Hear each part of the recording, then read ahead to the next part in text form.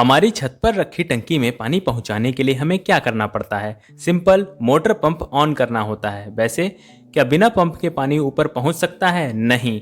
यानी वाटर के फ्लो के लिए पंप जरूरी है। इसी तरह से हमारी बॉडी में ब्लड के फ्लो के लिए भी एक पंप की जरूरत होती है, और वह पंप है हमारा हार्ट। ये वाला नहीं, ये वाला। हमारा हार्ट ईश्वर द्वारा बनाई गई सबसे अल्टीमेट मशीनरी है, जो बिना रुके बिना थके जीवन भर लगातार काम करती रहती है। तो आइए जानते हैं अपनी इस अद्भुत मशीनरी के बारे में। बच्चों, यह तो आप सब जानते ही होंगे कि हमारी बॉडी सेल्स को प्रॉपर फंक्शन करने के लिए फूड, वाटर और ऑक्सीजन चाहिए होता है। लेकिन बॉडी की हर सेल तक यह सब पहुंचाता कौन होगा? इसके लिए हमें ज़रूरत होती है एक डिलीवरी बॉय की, जो हर सेल तक ऑक्सीजन और ज़रूरी न्यूट्रिएंट्स को पहुंचाए। खुशकिस्मती से हमारे पास ऐसा डिलीवरी बॉय मौजूद है, और वो है हमारा ब्लड। यही नहीं, हमारा ब्लड डिलीवरी बॉय के साथ साथ एक सफाई कर्मचारी का भी काम करता है, जो सेल्स द्वारा छोड़ी गई CO2 और वेस्ट को कलेक्ट करके सेल्स को साफ सुथरा रखता है। लेकिन अब सवाल उठता है कि ब्लड पूरी बॉडी में मूव कैसे करता है? ब्लड के मूवमेंट के लिए हमारे शरीर में निश्चित पाथवेज होते हैं, जिन्हें ब्लड वेसल्स कहते हैं। जैसा कि आपने देखा होगा, ट्रेन्स के ट्रांसपोर्टेशन के लिए दो अलग अलग ट्रैक्स होते हैं। एक पर ट्रेन आती हैं और एक पर ट्रेन जाती हैं। इसी तरह से हमारी बॉडी में भी मेनली दो टाइप की ब्लड वेसल्स होती हैं।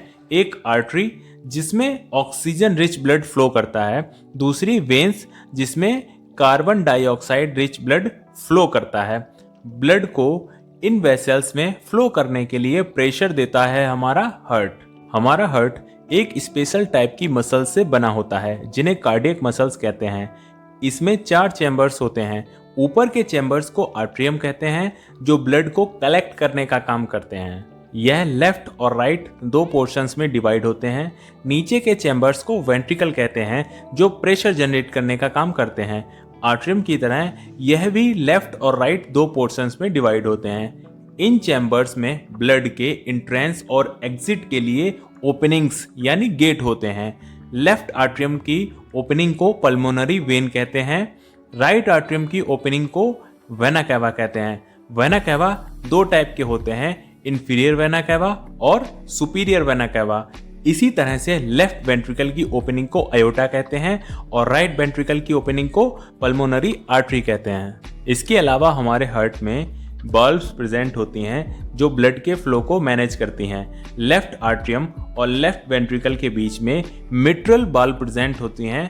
राइट आर्ट्रियम और राइट वेंट्रिकल के बीच में ट्राइकस्पिड बल्ब प्रेजेंट होती हैं। लेफ्ट वेंट्रिकल में अयोटा के एंट्रेंस पे अयोटिक बल्ब प्रेजेंट होती हैं। राइट वेंट्रिकल में पल्मोनरी आर्टरी के एंट्रेंस पर पल्मोनरी बल्ब्स प्रेजेंट होती हैं। इन बल्ब्स का क्या काम है, यह हम आगे जानेंगे।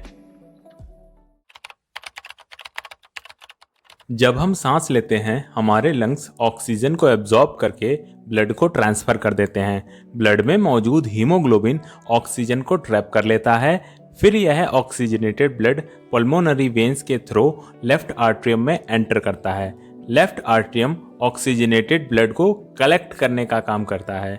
ब्लड कलेक्शन के दौरान यह रिलैक्स पोजीशन में रहता है। सारा ब्लड कलेक्ट हो जाने के बाद लेफ्ट आर्ट्रियम में प्रेजेंट मसल्स कॉन्ट्रैक्ट होना स्टार्ट कर देती हैं, जिससे मिट्रल बल्ब खुल जाता है और ब्लड नीचे वाले चैम्बर यानी लेफ्ट वेंट्रिकल में जाने लगता है।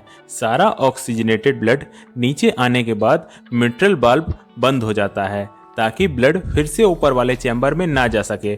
जब लेफ्ट वेंट्रिकल में ब्लड एंटर कर रहा होता है, तब यह रिलैक्स पोजीशन में रहता है, और जब सारा ब्लड नीचे आ जाता है, तब बारी आती है इसके कॉन्ट्रैक्शन की। इसमें प्रेजेंट मसल्स कॉन्ट्रैक्ट होती हैं, जिससे ब्लड हाई प्रेशर के साथ अयोटा से निकल के आर्टरीज में चला जाता है। अब आर्टरीज और ब्लड कैपिलरीज इस ऑक्सीजनेटेड ब्लड को शरीर की हर एक सेल तक पहुंचा देती हैं। हमारी सेल्स इस ऑक्सीजन का यूज एनर्जी जनरेट करने में करती हैं। इसके साथ ही वह कार्बन डाइऑक्साइड जैसा वेस्ट भी जनरेट करती हैं। ये ठीक वैसा ही है जैसे एक इलेक्ट्रिकल जनरेटर इलेक्ट्रिसिटी बनाने के लिए डीजल कंज्यूम करता है और वेस्ट के रूप में स्मोक रिलीज करता है। उसी तरह से हमारी सेल्स ऑक्सीजन यूज करती हैं और CO2 छोड़ती हैं। सेल्स द्वारा छोड़ी गई CO2 को ब्लड कलेक्ट कर लेता है। अब यह डीऑक्सीजनेटेड ब्लड वेन्स में ट्रेवल करता हुआ वेना केवा के थ्रू राइट एट्रियम में एंटर करता है। सारा डीऑक्सीजनेटेड ब्लड कलेक्ट हो जाने के बाद ट्राइकस्पिड वाल्व खुल जाता है और ब्लड नीचे वाले चैम्बर यानी राइट वेंट्रिकल में आ जाता है। अब इस चैम्बर में प्रेजेंट मसल्स कॉन्ट्रैक्ट होती हैं, जिससे ब्लड एक प्रेशर के साथ पल्मोनरी आर्टरीज से निकलकर लंग्स की ओर चला जाता है। लंग्स में प्रेजेंट एल्वोलाइज इस ब्लड से CO2 को एक्सट्रैक्ट करके शरीर से बाहर कर देती हैं। तो कुछ इस तरह से वर्क करता है हमारा हार्ट। लेकिन क्या आपने एक बात पर गौर किया कि हमारे हार्ट का लेफ्ट पार्ट सिर्फ ऑक्सीजनेटेड ब्लड को डील करता है और राइट पार्ट सिर्फ डीऑक्सीजनेटेड ब्लड को डील करता है। ये दोनों पार्ट्स एक मोटी मस्कुलर वॉल जिसे सेप्टम कहते हैं उसके द्वारा अलग अलग होते हैं। लेकिन ये सोचने वाली बात है कि आखिर ऐसा अरेंजमेंट क्यों किया गया है कि ऑक्सीजनेटेड और डीऑक्सीजनेटेड ब्लड आपस में मिक्स ना हो। दरअसल हमारी सेल्स को प्रॉपर फंक्शन करने के लिए पर्याप्त मात्रा में और सही समय में ऑक्सीजन की सप्लाई चाहिए होती है, और अगर ऐसा नहीं होता है तो हमारी सेल्स मरने लगती हैं। हमारा 4 चैम्बर्ड हार्ट ऑक्सीजन की एफिशिएंट सप्लाई को मेंटेन रखता है। इस बात को सुनकर हो सकता है आपके मन में क्वेश्चन आया हो कि क्या सभी ऑर्गेनिज्म के पास 4 चैम्बर्ड हार्ट होता है? तो जवाब है नहीं। कुछ एम्फीबियंस जैसे फ्रॉग्स, टोड्स और ज्यादातर रेप्टाइल्स में 3 चैम्बर्ड हार्ट पाया जाता है, जबकि फिशेज में 2 चैम्बर्ड हार्ट पाया जाता है। लेकिन ऐसा क्यों?